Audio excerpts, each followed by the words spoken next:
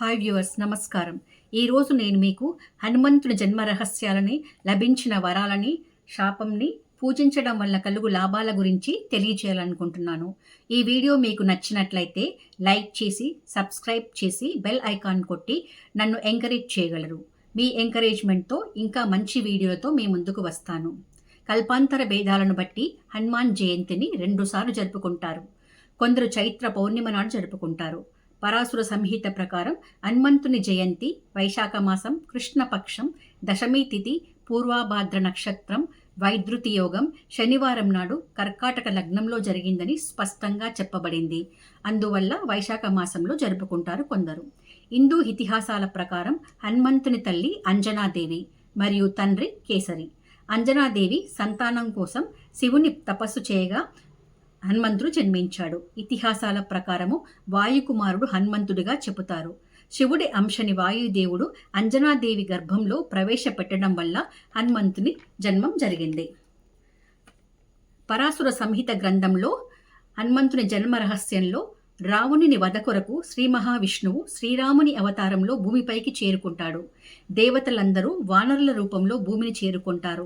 శివుడు తన అంశతో హనుమత్ రూపంలో కిందికి వెళ్లి రాముడికి సహకరిస్తానని అన్నప్పుడు పార్వతీదేవి, స్వామి, మనం అర్ధనారీశ్వరులం, మిమ్ములను వదిలి నేను ఉండలేను, నేను నా అంశతో హనుమంతుని తోక రూపంలో ప్రవేశిస్తానని అంటుంది. అందుకే ఆంజనేయ స్వామి తోకకి అంత శక్తి ఉంటుంది. చాలా చోట్ల ఆంజనేయ స్వామి తోకకి కూడా పూజలు చేస్తూ ఉంటారు. నందీశ్వరుడు పంపా తీరంలో ఒంట రూపంలో హనుమంతునికి వాహనంగా ఉంటానని భూమిపైకి చేరుకుంటూ ఉంటాడు. హనుమంతుణ్ణి జన్మస్థలాల గురించి భిన్న అభిప్రాయాలు ఉన్నాయి. మహర్షి వేదవ్యాసుడు తిరుమలలో ఉన్న అంజనాద్రి కొండని ప్రతిపాదించాడు. కొంతమంది మహారాష్ట్ర నాసిక్ జిల్లా అంజనేరి ప్రాంతమని కొంతమంది అంటారు. కొంతమంది కర్ణాటకలోని కొప్పల్ జిల్లా గంగావతి తాలూకా అంజనేరి ప్రాంతమని కొందరంటారు. హంపి సమీపంతో పాటు కిష్కింధలో ఉన్న ప్రదేశాలను కూడా చూపుతూ ఉంటారు. హనుమంతునికి లభించిన వరాలు. వాల్మీకి రామాయణం ప్రకారము తూర్పు కొండ మీద ఉదయించిన సూర్యుని బింబాన్ని చూసి ఆకలి వేసి అదేదో పండు అనుకొని పట్టుకోవడానికి ఆకాశంలో ఎగిరి వెళ్ళాడు హనుమంతుడు.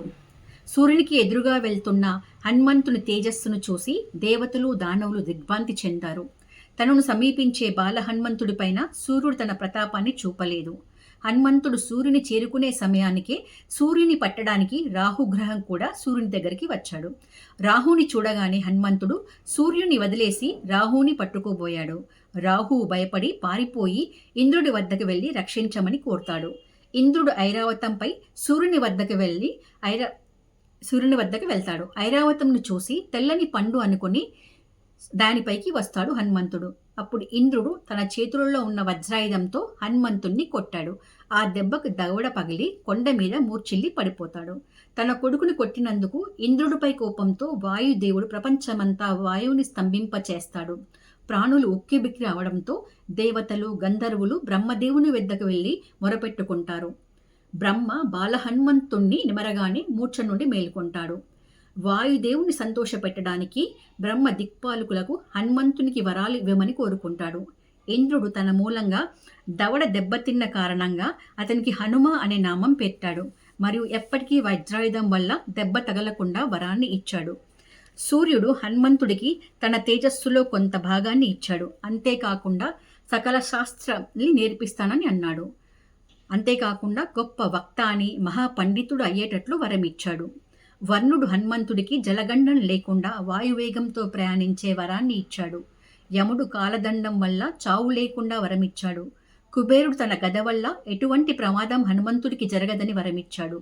శివుడు తన అస్త్రాల వల్ల ఎటువంటి అపాయం జరగదని వరమిచ్చాడు. బ్రహ్మ విశ్వకర్మలు కూడా వరాలు ఇచ్చాడు. బ్రహ్మ హనుమంతుణ్ణి చిరాయుగా దీవించాడు. అంతేకాకుండా బ్రహ్మాస్త్రం వల్ల కూడా ఎటువంటి ఇబ్బంది ఉండదని చెప్పాడు. ఈ వరాలన్నింటి వల్ల హనుమంతుడు శత్రు భయంకరుడు, యుద్ధంలో ఓటమి లేనివాడు, కామరూపి, కామగమనం కలవాడు అయ్యాడు. ఆ తర్వాత హనుమంతుడు అపార బలసంపన్నుడై నిర్భయంగా సంచరిస్తూ ఆశ్రమంలోని మునులకు నానాయాతన కలిగిస్తూ వచ్చాడు. అప్పుడు ఆంజనేయ స్వామికి లభించిన శాపం. మహర్షులు హనుమంతునిపై అడిగి, నీ బలం చూసుకునే కదా నీవు ఈ పనులు చేస్తున్నావు, ఇంకొకరు చెబితే తప్ప నీ బలం నీకు తెలియకపోవుగాక అని శాపాన్ని పెట్టాడు. జాంబవంతుడు సీతాన్వేష సమయంలో సముద్రంని దాటడానికి హనుమంతుడు తప్ప ఎవరూ చేయలేరని అతన్ని బలాన్ని తెలియచేసి శాప విమోచనం చేస్తాడు. హనుమంతుడికి ఉన్న 8 గొప్ప లక్షణాలు: బుద్ధి బలం, యశోధైర్యం, నిర్భయత్వం, అరోగత, అజాడ్వత్వం, వాక్పటుత్వం. హనుమంతుని పూజించడం వల్ల కలుగు లాభాలు. చాలామంది హనుమంతునికి వడమాలతో పూజిస్తూ ఉంటారు. వడమాల అనంత తత్వానికి సాక్ష్యం మరియు గ్రహదోష నివారణకి కూడా వడమాలని సమర్పిస్తారు.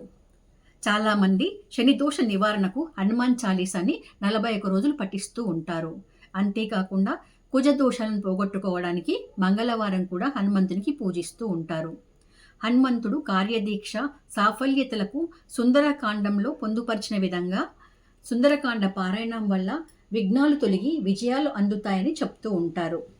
అంతేకాకుండా హనుమంతుని సింధూరంతో కూడా పూజిస్తూ ఉంటారు. హనుమంతుడు సింధూరంతో పూజించడానికి కారణము, సీతాదేవి ఒకరోజు సింధూరంను ధరించడం వల్ల రాముడికి ఎల్లప్పుడూ చల్లగా ఉంటుందని, రామయ్యకు మేలు జరుగుతుందని, ఎల్లప్పుడూ రాముడు తనతో పాటే ఉంటాడని తెలియచేస్తుంది. రాముడికి మేలు జరుగుతుందని తన శరీరం మొత్తం హనుమంతుడు సింధూరాన్ని పూసుకుంటాడు. హనుమంతుని భక్తిని మెచ్చి రాముడు ఎవరైతే నిన్ను సింధూరంతో పూజిస్తారో వారిని కష్టాల నుండి గట్టెక్కిస్తానని తెలియచేస్తూ ఉంటాడు. హనుమంతుణ్ణి చాలామంది తమలపాకులతో పూజిస్తూ ఉంటారు. దీనికి కారణము హనుమంతుడు ఉగ్రస్వరూపుడు. అతని రజోగుణాన్ని తగ్గించడానికి చల్లదనం కొరకు ఆంజనేయ స్వామిని తమలపాకు మాలలతో పూజిస్తూ ఉంటారు. శరీరం అంతా ఆంజనేయ స్వామిని తమలపాకులతో కప్పి అతనికి చల్లదనాన్ని కల్పిస్తూ ఉంటారు. దీనివల్ల ఆంజనేయుడు సంతోషపడి మన కోరికల్ని తీరుస్తాడని చాలామంది భావిస్తూ ఉంటారు. Thank you.